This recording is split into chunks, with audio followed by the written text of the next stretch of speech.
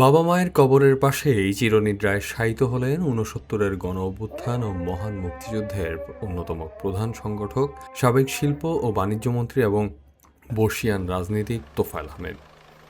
২ June দুপুর ২:৩০টায় ভোলা সরকারি উচ্চ বিদ্যালয় মাঠে বিভিন্ন রাজনৈতিক দলের নেতাকর্মীসহ লাখো মানুষের উপস্থিতিতে তার জানাজা অনুষ্ঠিত হয়।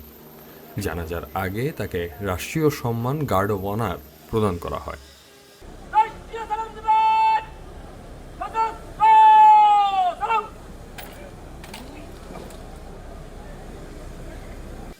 এর আগে দুপুর ১:৪০ তোফায়েল আহমেদের মরদেহ বহনকারী হেলিকপ্টারটি তার নিজ গ্রামে অবতরণ করে।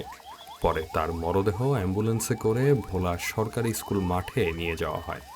জানাজা শেষে তার ইচ্ছা অনুযায়ী ভোলা সদর উপজেলার দক্ষিণ দিগলদী ইউনিয়নের কোড়ালিয়া গ্রামে পারিবারিক কবরস্থানে মা বাবার কবরের পাশে তাকে দাফন করা হয়।